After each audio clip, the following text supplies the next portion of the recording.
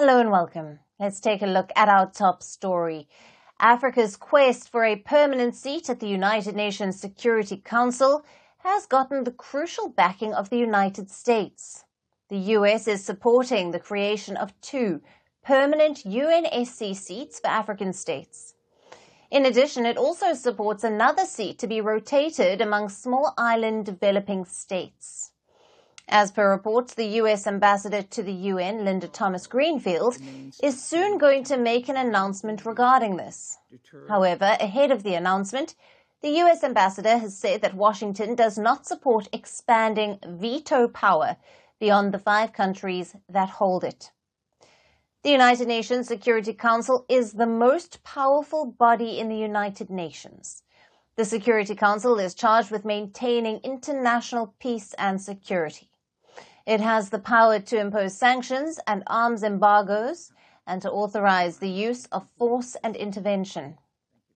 The Council comprises of 15 members, 5 permanent and 10 non-permanent. The permanent members include Russia, China, France, the US, and Britain. Each year, the General Assembly elects 5 new members from different geographical groups for 2-year terms on the Security Council. Africa currently has 3 seats rotated among states. Now the US nod for the 2 permanent African seats and a rotating seat for Africa comes amid Washington's long-held support for countries like India, Japan, and Germany to also get permanent seats on the Council. Any change to the Security Council membership is done by amending the founding UN Charter. This needs the approval and ratification by 2/3 of the General Assembly, including the Security Council's current 5 veto powers. Developing nations have long demanded UNSC permanent seats, but years of talks on reform have proved fruitless. Momentum has grown in recent years amid growing geopolitical rivalries like the Russia-Ukraine war and the war in Gaza that have deadlocked the Council. Last month, African nation Sierra Leone convened a debate advocating for the 2 permanent seats. Now, these sentiments were echoed by other UN officials, including Secretary General Antonio Guterres. The UN chief asserted that the demands of Africa must be heard. However, the US ambassador has said that she could not say how long it might take to get the General Assembly to vote for a resolution that can reform the UN. Even though calls for overhauling the UN have only been growing, a clear path for change is currently still not in sight. Will the US support for Africa quicken the process? Now, for more on this, we have with us Patrick Smith, editor of Africa Confidential. He joins us live from London, UK. Hello to you, Patrick. Thank you for being with us. Good evening.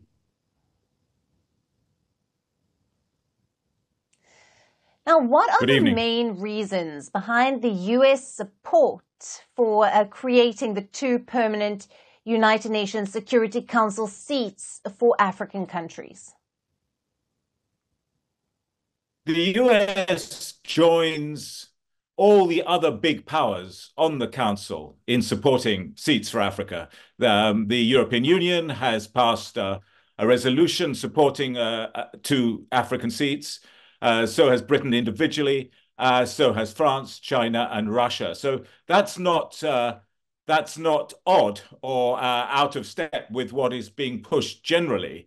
I guess the additional idea of having a rotating seat for a small island state is new. That's something else.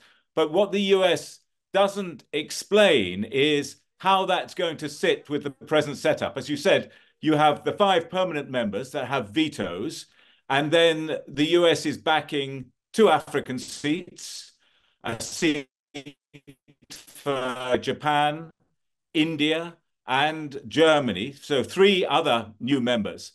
Hasn't mentioned anything about Latin America, and hasn't dealt with the question of whether Pakistan would get a seat. So then naturally, you're likely to get some opposition from Pakistan unless it gets a seat. Because it would try to balance out India's seat. So there are quite a few geopolitical snags in getting this through, I'd say. The other one is Mm. why should the new permanent members be regarded as permanent members if they don't have veto power? And what is going to happen to the current veto powers that the old five members, the founding members of the Security Council get? Because that is really a relic from the Second World War, as many of the critics of the system point out. And so should it not be the case that all members of the permanent members of the Security Council have a veto, or no members of the permanent members of the Security Council have a veto? And I think that question has to be resolved. Mm. It's obviously the Right. trickiest question, and of Yes. course, it's somewhat Kafkaesque because as I understand it, although the General Assembly has a two-thirds vote on this matter, the Security Council is the final arbiter of whether the five permanent members of the Security Council cast their veto. And of course, if there was a motion Mm. to a resolution to withdraw the veto from the five current permanent members of the Security Council, presumably one of those members or all of them would veto that resolution. So you get into a circular argument. And you really need, Mm. at this time of Right. Right. unprecedented geopolitical rivalries, you need a deal between Russia, Moscow, um, Mm. and Beijing, and France and Britain. And I wonder where that is really going to come from right now. Mm. Right. And Patrick, considering what you've just mentioned there, especially around the veto vote, how might the inclusion of African countries as permanent members impact the dynamics and the decision-making processes within the Security Council? Well, it would be good for the continent of Africa for certain. In a sense, it would mean Africa with 1.4 billion people gets two permanent members on the Security Council. Asia, providing the India and the Japanese seats go ahead, along with China, would then have three members representing probably what 3.5 billion people. So there would be an attempt to sort of level out the number of Security Council seats according to population, at least for Africa and Asia. But of course, Europe would remain grossly overrepresented in population terms, with Britain and France total population of about 140 million on a good day between them, with two seats on the Security Council with veto power. So that there still be a geopolitical imbalance, if you like. In terms of the mechanics of Yeah. the Security Council's operation, I mean, Ambassador Thomas-Greenfield hasn't spelt out how it would be different. But as you mentioned, the Security Council has the power to impose sanctions on states, has the power to impose arms Yeah. embargoes, and those are negotiated with the only extra power the current five have is that they can veto sanctions they don't like. So obviously Russia will veto any attempt to sanction it for invading Ukraine.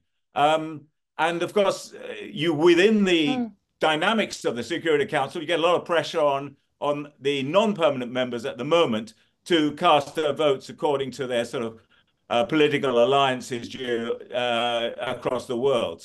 So that's going to continue, I would say. The veto thing is Yeah. really, really important. I think it's key to the Right. power of the permanent membership. Yeah.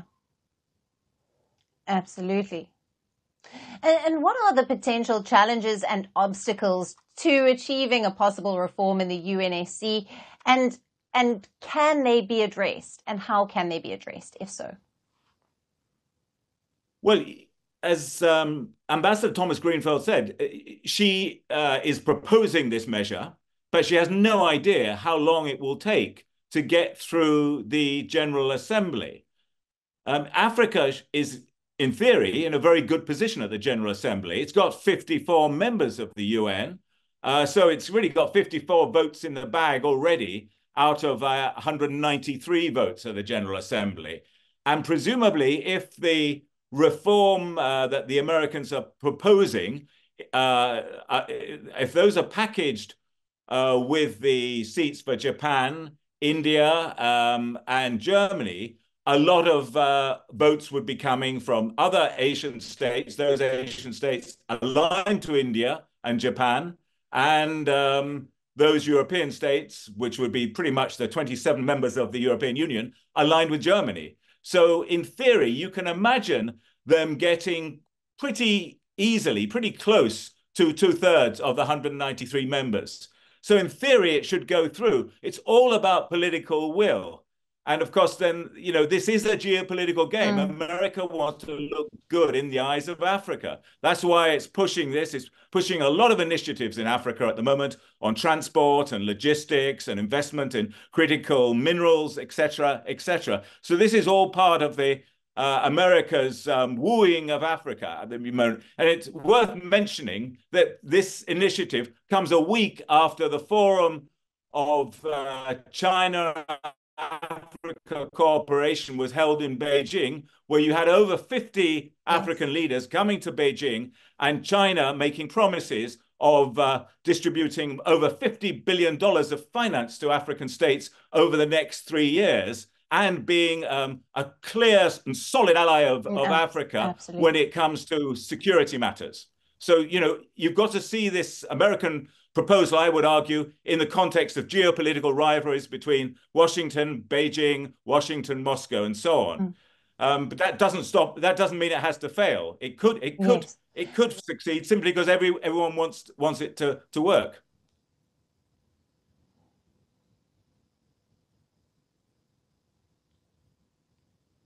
Right. Patrick, thank you very much for being with us on Firstpost Africa. Great to speak to you as always. Thank you.